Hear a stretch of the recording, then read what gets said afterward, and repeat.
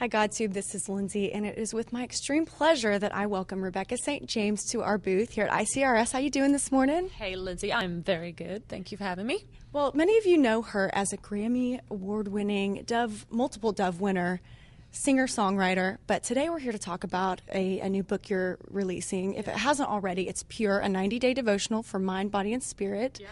Okay, we want to talk a little bit about that. What is the whole premise behind the book, and who is it for? Mm-hmm.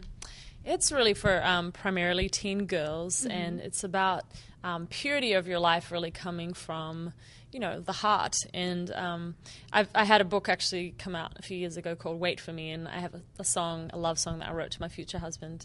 It says, I'm waiting for you, I'm praying for you, wait for me too. And so the book was all about kind of like the how-tos of just living out a pure life for God in a world that's just not very pure. This book is really kind of going deeper to the heart, and it's a 90-day devotional book, and it's just really encouraging us to go deeper with God so that purity comes from that heart commitment, and we're relying on His strength for our purity. Well, I know that this has been something that you've been a proponent for, an advocate for a long time now. But, in this day and age, I mean, gosh, there are so many more demons out there, and it's kind of the pop culture wasteland, if you will. Do you feel like your book has like a perfect timing now of its release this day and age? Yeah, I do, and it's just awesome what you guys are doing, because you're really helping, purify the net. And I just think that we were just talking about it. Somebody just recently, actually, earlier today, about just how it's a minefield, kind of what you're saying. Our culture is just kind of discouraging purity pretty blatantly, from every avenue, from like TV to movies to so much of music to so much that is on the net, can be really damaging. And we've just got to be really active about protecting our minds and just junk in, junk out. But if you're watching or listening to things that are going to encourage you in your walk with God, then that's going to help you to live it out in your life too. Okay, so that's one awesome tip. You guys take notes. Do you have any other advice for people out there that, in order to kind of avoid these temptations, any other words of wisdom you can give us out here? Well, kind of, maybe to pull a little bit from the book. I'm all about getting practical, just kind of like, give me the straight talk. And so one of the things that I talk about in the book is, for girls especially, is modesty, just kind of living it out in your dress. Still be funky and still be fun. Oh, yeah, that's so attractive too. Yeah. Girls, listen. Like the right kind of quality guys respect modesty. They do.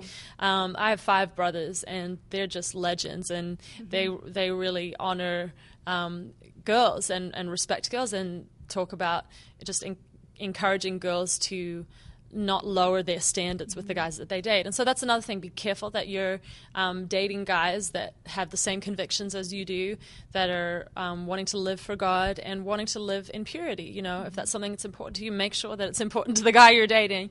And just, I think also for me, when I'm, just in my normal life in a lot of different areas, but also with purity, just reminding myself that God is watching, and would He be honored by what I'm doing, or would He be dishonored? And so, because sometimes we just think, oh, no one's watching, this is not a big deal, but God is always watching. Yeah, exactly. That's funny. Well, in your book, you say honesty promotes intimacy. Yeah. I love that phrase. Tell us a little bit about where that comes from and what that means to you. Well, I think for a long time, I just kind of thought that I had to be super Christian woman.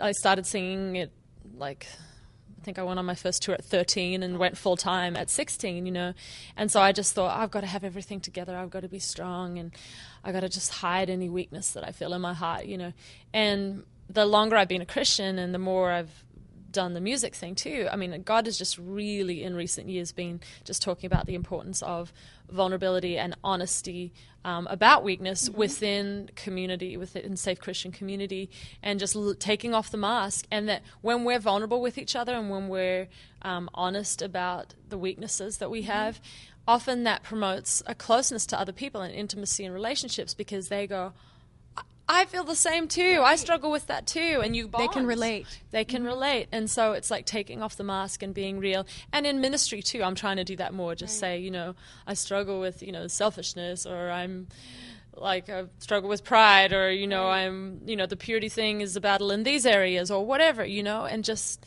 being straight up about it, because we we're all weak at certain points. We need God's strength.